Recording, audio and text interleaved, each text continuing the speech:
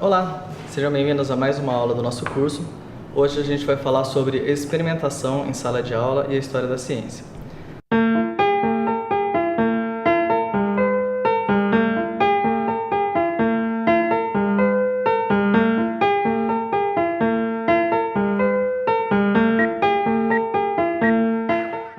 O uso de experimentos em sala de aula deve ser feito de maneira muito cuidadosa.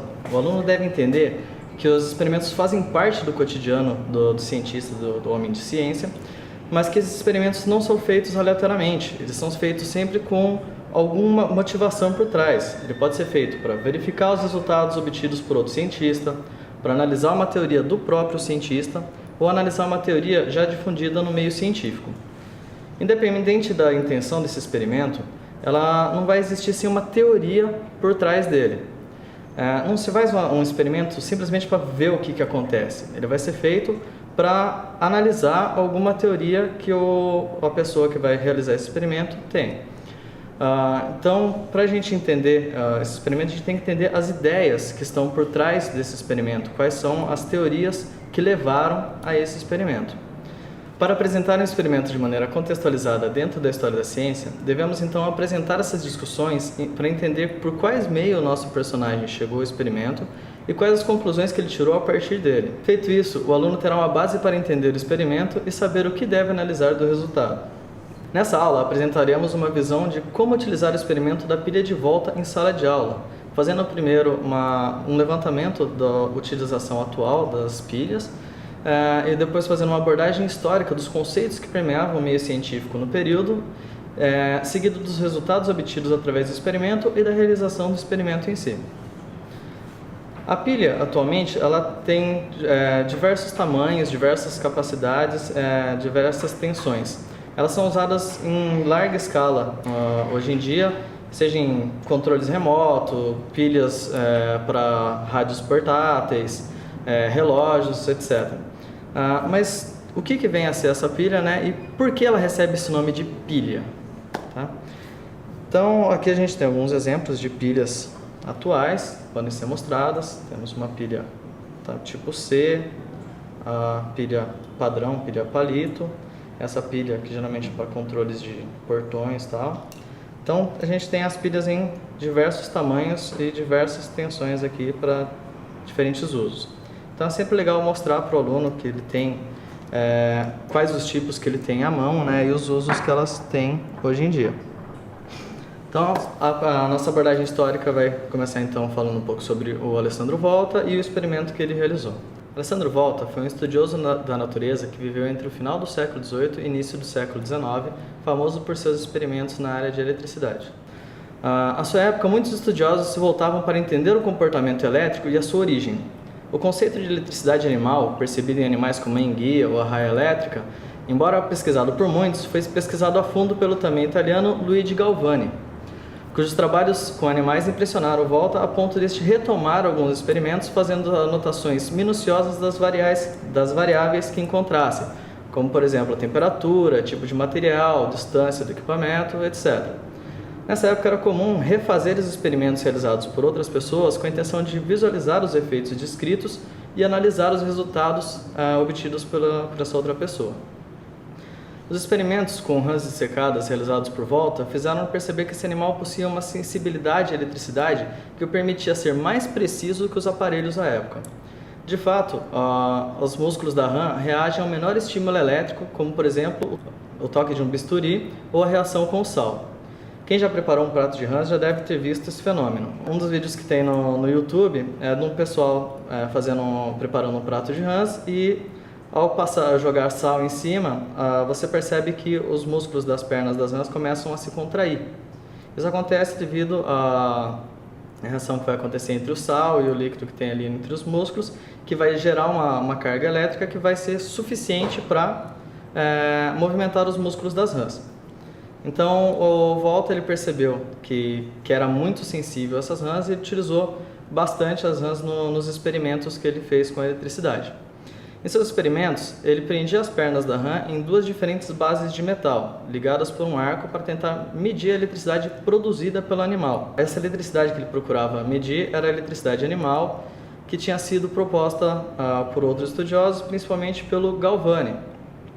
Só que ao tentar fazer os experimentos, ele percebeu que o material onde estavam presos a rã, os metais onde a rã ficava presa, eles eram de metais diferentes e que se você alterasse os metais que estavam sendo utilizados, você tinha uma alteração no efeito que acontecia. Então isso levou ele a testar diversos pares metálicos. Assim, analisando várias combinações de diferentes condutores, Volta fez comparações entre o que ele chamaria de forças eletromotoras, até que em 1796 ele foi capaz de detectar uma fraca tensão elétrica produzida por um par metálico. A partir disso, Volta passa a examinar mais profundamente a questão dos pares metálicos, afirmando que a contração analisada nas pernas das rãs se deve, na verdade, aos metais ligados em suas extremidades. Após diversos experimentos, ele chega à conclusão de que a corrente elétrica gerada a partir dos pares metálicos segue uma determinada direção e que o uso de um líquido condutor entre os metais facilita o processo. Volta costumava fazer grandes apresentações para seus experimentos, mostrando-os para pessoas importantes da época, como por exemplo Napoleão. Em 1800, ele apresenta oficialmente seu experimento sobre as pilhas na Royal Society de Londres. Esse experimento consistia em uma pilha de placas de zinco e pratas de tiras de couro ou papel embebidas em um líquido condutor, dispostas na sequência prata, líquido, zinco, prata. Esse experimento pode ser feito na sala de aula com peças facilmente encontradas. Para realizar esse experimento, a gente vai utilizar um material bem fácil de encontrar, então vai ser uma folha de alumínio, placas de zinco e de cobre, certo? Essas aqui são fáceis de encontrar, se você não tiver no kit no material da escola, é fácil de encontrar em ferro velho, lugares assim que vendem materiais elétricos. Palitos de dente para prender na base, uma base de isopor, tiras de algodão ou feltro, limão ou alguma solução ácida, um recipiente para colocar o suco aqui para embeber as tiras e algum aparelho para medir a tensão gerada, então um voltímetro, ou então, se você tiver disponível, uma lâmpada de LED para acender ela aqui para mostrar que está gerando uma tensão elétrica. Okay? Então, para fazer esse experimento, a gente vai pegar o limão, vai espremer ele aqui, pegar o suco do limão, okay? Vai prender a folha de alumínio na base, e aí a gente vai começar com uma tira de cobre, apoiar ela sobre a folha de alumínio, deixando ela totalmente em cima da folha de alumínio. Feito isso, a gente vai prender com os palitos para ela não se movimentar.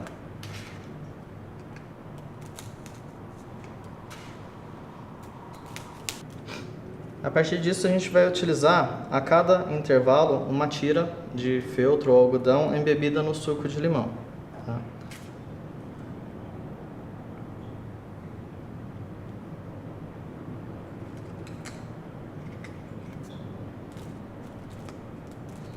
Importante que tenha contato total aqui. E aí a gente vai intercalar, nós vamos intercalar uma tira de cobre, uma de algodão embebido, zinco,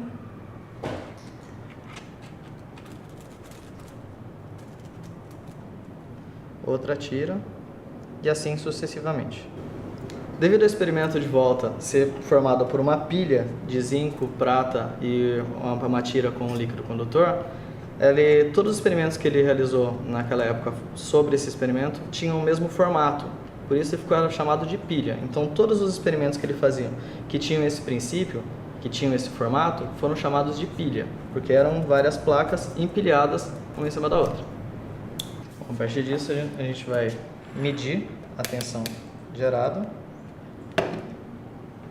passamos no multímetro, aí vamos medir na base de alumínio e na superfície do zinco. Então essa pilha aqui está gerando 0,78 volts, certo? Se a gente levar em consideração que a pilha comum, a pilha palito, ela tem 1,5 volts, essa pilha já gerou metade da tensão produzida por essa pilha comum. Lembrando que esse experimento não é um experimento histórico, não foram nessas condições que o Volta fez o experimento dele. Ele não utilizou a folha de alumínio, ele não utilizou o cobre, ele fez a pilha dele com placas de zinco e de prata e utilizou uma solução de água e sal, né, junto com as tiras de algodão dele lá. Então esse experimento ele não é um experimento histórico, ele está trabalhando a ideia que foi desenvolvida pelo experimento. Além desse experimento da pilha, o Volta apresentou também a chamada coroa de taças, que foi basicamente um experimento em que ele colocou várias taças com a solução líquida lá que ele estava utilizando, com as placas de prata e de zinco imersas dentro dessa solução. Quando apresentou esse experimento, Volta ainda não compreendia todos os conceitos envolvidos nesse experimento, como por exemplo o papel do líquido condutor. Ele não sabia explicar ainda por que a pilha funcionava com o líquido, mas não com um condutor metálico sólido. Ele explica essa geração de eletricidade a partir de afinidades entre os metais que estariam mais ou menos propensos a gerar eletricidade de acordo com a afinidade entre eles. A partir desse ponto, o professor pode então questionar as observações e conduzir para as explicações atuais sobre o que acontece.